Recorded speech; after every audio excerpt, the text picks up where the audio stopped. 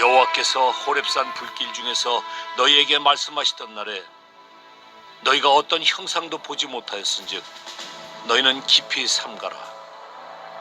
그리하여 스스로 부패하여 자기를 위해 어떤 형상대로든지 우상을 새겨 만들지 말라. 남자의 형상이든지 여자의 형상이든지 땅 위에 있는 어떤 짐승의 형상이든지 하늘을 나는 날개 가진 어떤 새의 형상이든지 땅 위에 기는 어떤 곤충의 형상이든지 땅 아래 물속에 있는 어떤 어족의 형상이든지 만들지 말라.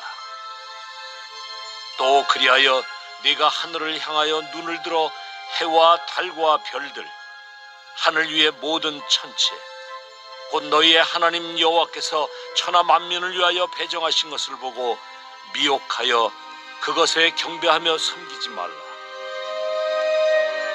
여호와께서 너희를 택하시고 너희를 쇠 풀문불 곧 애굽에서 인도하여 내사 자기 기업의 백성을 삼으신 것이 오늘과 같아도 여호와께서 너희로 말미암아 내게 진노하사 내게 요단을 건너지 못하며 내 하나님 여호와께서 네게 기업으로 주신 그 아름다운 땅에 들어가지 못하게 하리라고 맹세하셨은즉 나는 이 땅에서 죽고 요단을 건너지 못하려니와 너희는 건너가서 그 아름다운 땅을 얻으리니 너희는 스스로 삼가 너희의 하나님 여호와께서 너희와 세우신 언약을 잊지 말고 내 하나님 여호와께서 금하신 어떤 형상의 우상도 조각하지 말라.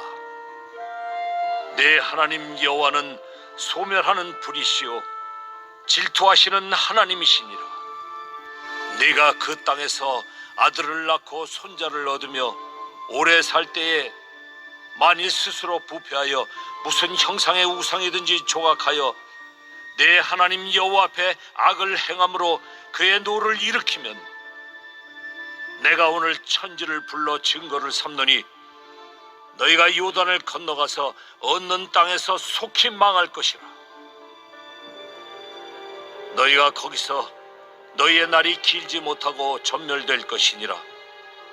여호와께서 너희를 여러 민족 중에 흩으실 것이요 여호와께서 너희를 쫓아보내실 그 여러 민족 중에 너희의 남은 수가 많지 못할 것이며 너희는 거기서 사람의 손으로 만든 바 보지도 못하며 듣지도 못하며 먹지도 못하며 냄새도 맡지 못하는 목석의 신들을 섬기리라. 그러나 네가 거기서 네 하나님 여호와를 찾게 되리니 만일 마음을 다하고 뜻을 다하여 그를 찾으면 만나리라.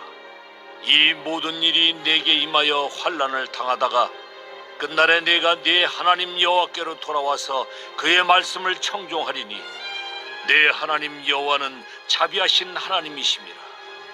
그가 너를 버리지 아니하시며 너를 멸하지 아니하시며 내 조상들에게 맹세하신 언약을 잊지 아니하시리라. 모세는 출애굽 2세대들에게 하나님의 말씀에 순종해야 할 것을 강조했고 그 후에 특별히 10계명 중에서 2계명인 우상 숭배 금지 조항을 또 설교하고 있습니다. 오늘 본문에서는 왜 우상 숭배를 해서는 안 되는지에 대해서 모세가 여러 가지 이야기를 해주고 있죠. 15절 후반부에 보시면 너희가 어떤 형상도 보지 못하였은즉 너희는 깊이 삼가라고 말씀하고 있습니다. 그렇습니다. 하나님의 형상을 본 사람은 아무도 없습니다. 못 본 것을 만들었으니 그것이 헛것입니다. 그래서 출애굽기 32장에 보면 이스라엘 백성들은 이 금으로 송아지 형상을 만들고 이렇게 말했죠. 이것이 애굽 땅에서 우리를 인도하여 낸 우리의 신이다. 이것이 하나님의 모양이다. 이렇게 이제 헛소리를 한 것입니다. 보지 못한 것을 만든 것, 그것이 우상 숭배이니 이것은 헛것입니다. 우상 숭배를 해서는 안 되는 두 번째 이유는 16절 후반부에 스스로 부패하여 자기를 위하여 어떤 형태로든 우상을 새겨 만들었기 때문입니다. 우상은 철저하게 자기를 위하여 만든 것입니다. 우상은 이기심이 자기를 위하여, 그러니까 이기심이 근본이 된 것입니다. 신을 위한 것은 신앙심입니다. 자기를 위한 것은 이기심입니다. 시작부터가 다른 것이죠. 우리가 하나님을 위한 것은 신앙심이고, 그 다음에 우상을 섬기는 것은 이기심입니다. 다른 것입니다. 우상 숭배를 해서는 안 되는 세 번째 이유는 그것이 하나님의 위치를 까내리는 그런 하나님을 무시하는 행동이기 때문입니다. 인간들이 만든 우상의 공통점은 무엇입니까? 전부 다 하나님이 만드신 어떤 피조물의 모양을 본떠서 만든 것이 바로 우상입니다. 16절 후반부에 보시면 남자의 형상이든지 여자의 형상이든지 사람의 모양을 본떠서 만든 우상이 있습니다. 또 인간을 신격화하는 일도 있죠. 인간은 하나님이 만드신 피조물입니다. 그리고 그 이어서 17절에도 보시면 땅 위에 있는 어떤 형상이든지 하늘을 나는 날개 가진 어떤 새의 형상으로도 우상을 만들죠.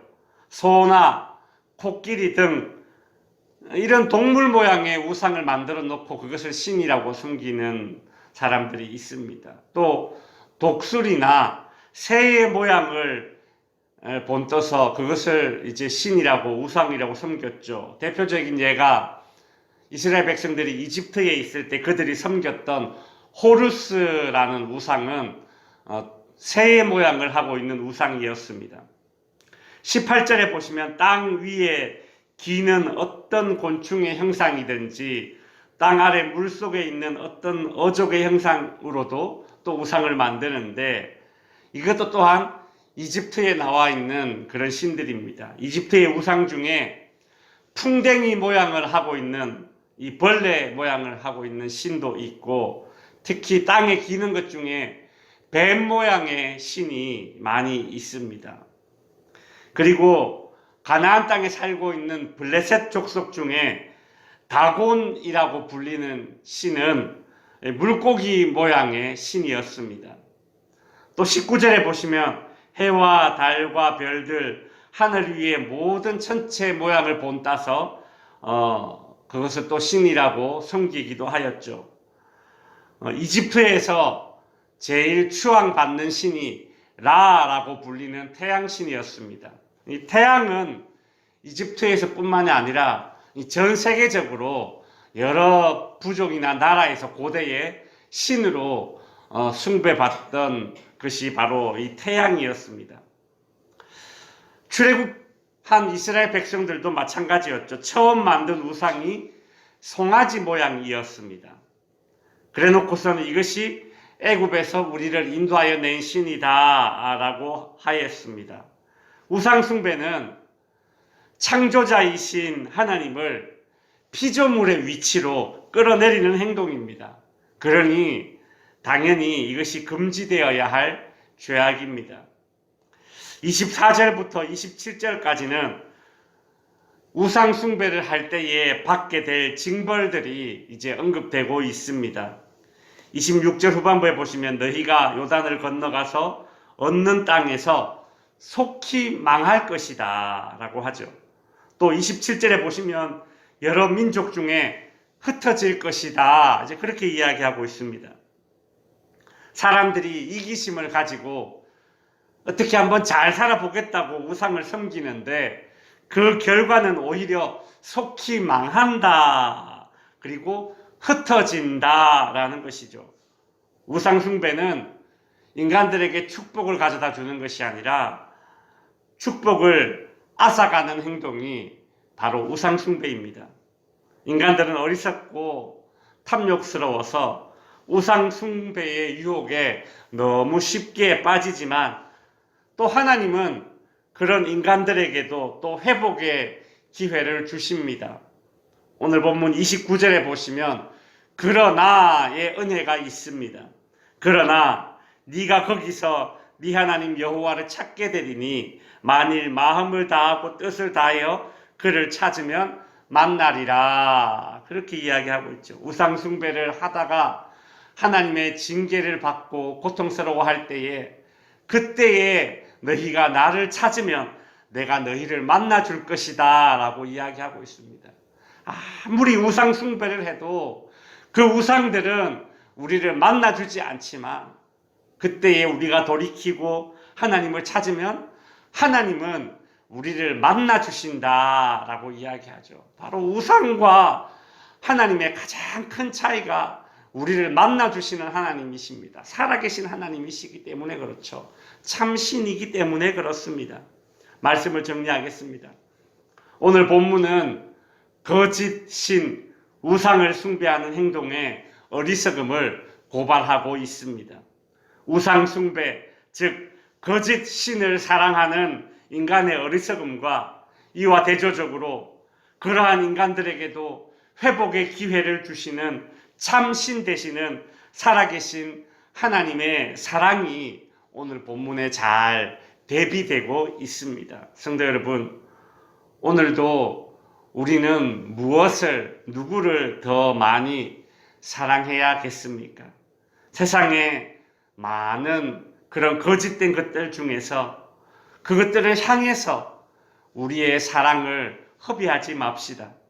우리를 참 질투하기까지 사랑하시는, 그리고 우리가 부르짖으면 항상 만나주시는 그 살아계신 하나님만을 사랑할 수 있는 저와 여러분이 되시기를 바랍니다. 기도하겠습니다.